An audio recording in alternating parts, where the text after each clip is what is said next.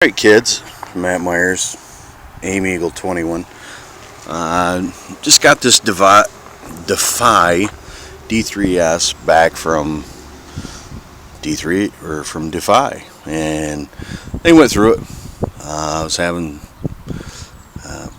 O-ring popping off the valve, and they told me I had it overpressurized. Which anyway, I thought I was pretty good with guns, but apparently I'm an idiot like everybody else. Anyway, I haven't aired it up yet. We're going to air it up. We're going to see what Defy did. They sent me a note. They said they had this thing chronoed. The reg was set at 140.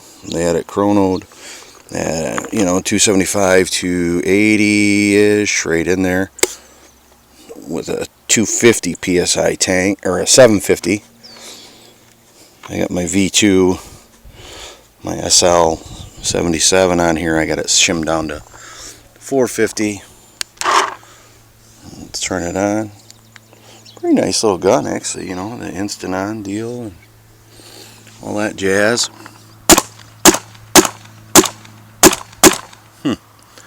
So I'm going to shoot a few off here at my famous telephone pole.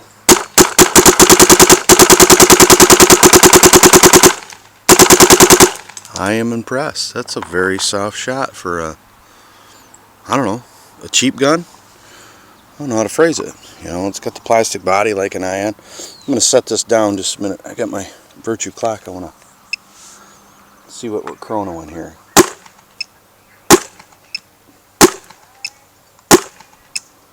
Well, there you go. That's soft because at least it feels like, it's only shooting 270. I like to keep mine right around 285. Let's see what we do here. That's 290, 292, 96, 87, 94, 85, 87. 84. There we go. 91. Now we're there. I'm just using Empire Blend paint. Obviously I have it set on ramp. It's kind of hard to shoot. Try to walk a trigger or anything when you're doing one-handed. But it's actually quiet little gun. I'm surprised. Doesn't have a whole lot of kick to it.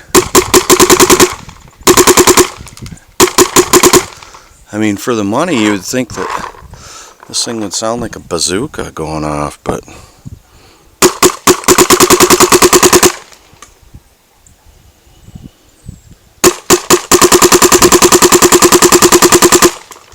I'm impressed. I really am. I hadn't had a chance to shoot it at all before I sent it out. The simplicity of the design on the inside is stupid. It is a simple gun. This is your velocity adjustment or your pressure adjustment right here.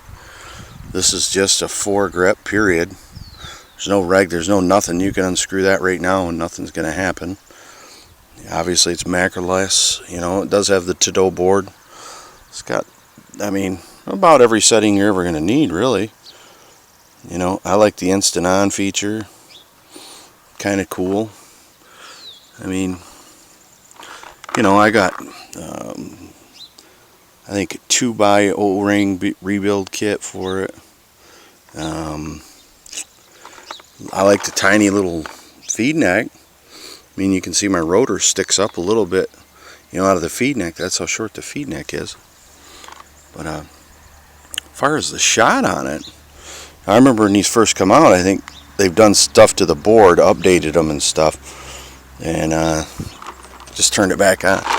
This has the latest software.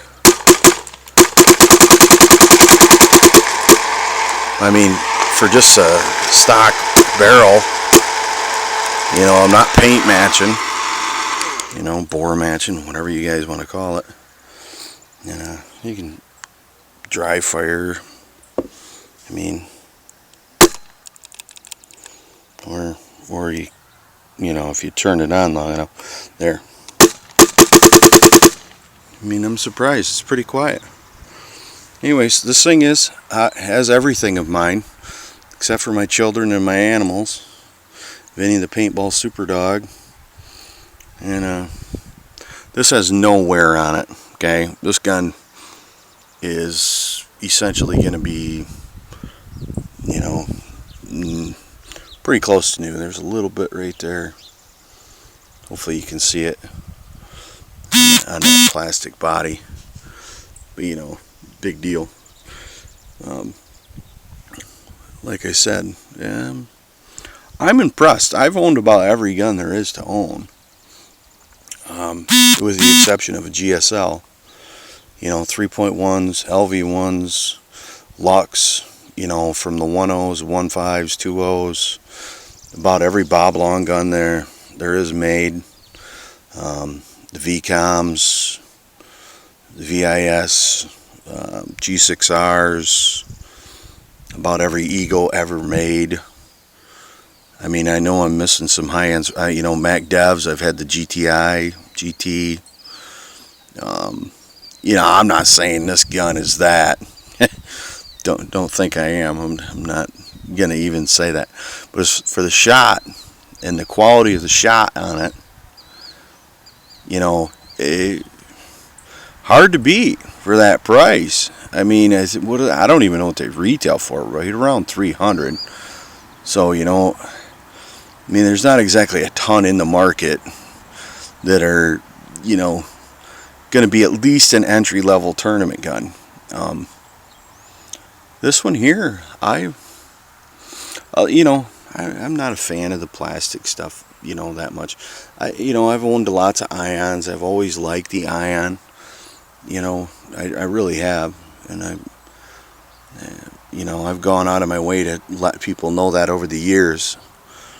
You know, ever since they first came out, you know, I was you know, a believer that you didn't have to, you know, you don't have to spend, you know, $1,000 or $500, you know, even $1,500 or whatever you guys are out there paying. You know, the marker is, you know, the person behind it. As long as the thing works when you turn it on and it shoots and it's you know, at least semi-consistent over the chrono. Yeah, I mean, and you have good paint, you know, you're gonna hit what you're aiming at. You know, everything's capped. I was shooting this at a 10.5. Well, I got it set at 10.4. I'm not a pro. I don't use the 12.5. You know, but you know, I play for Chicago Aggressive. You know, we're a pretty solid group of guys. I mean, that are getting better and better and better. I mean, one of our lines won the MAO national event, D4. We've won pretty much everything we've ever entered, as far as the Iron Man or Iron Mitten in Michigan series. You know, MWXL events. I mean, so I mean, we're not, you know, we're not scrubs by any stretch.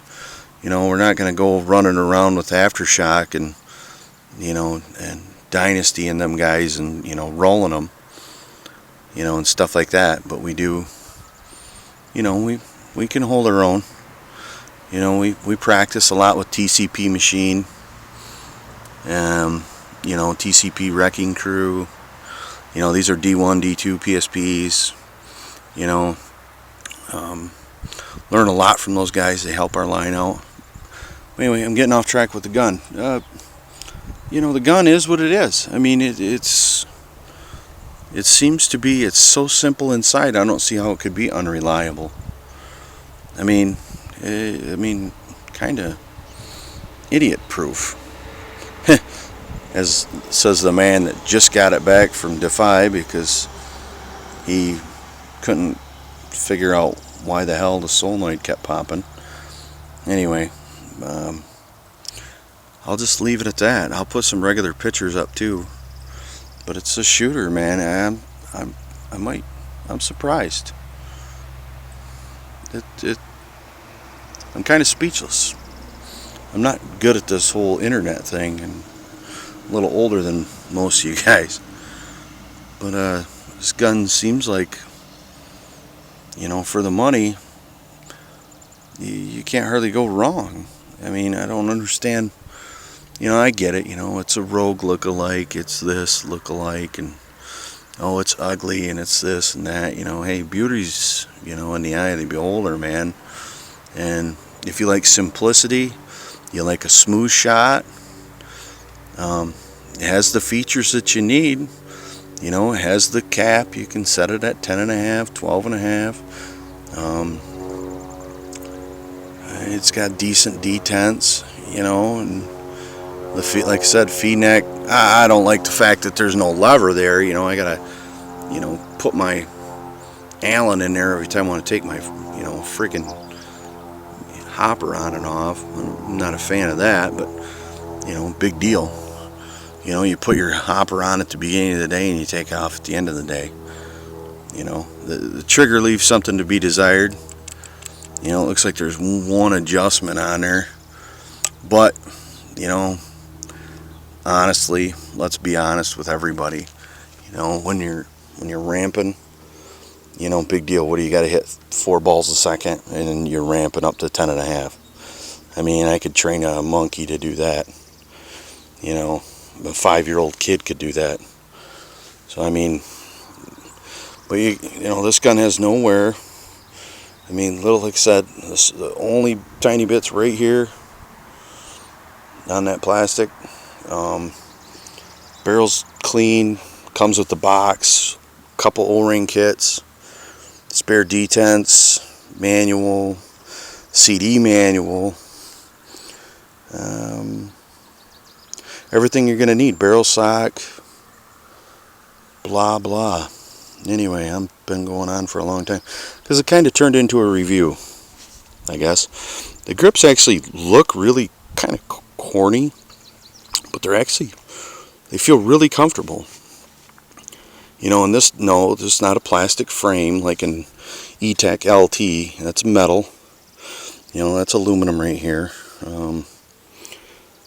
The forward grip is aluminum. The only thing that's plastic is the body and the eye covers. But anyways, I've talked long enough. It's a nice little shooter. Pleasantly surprised, I must say.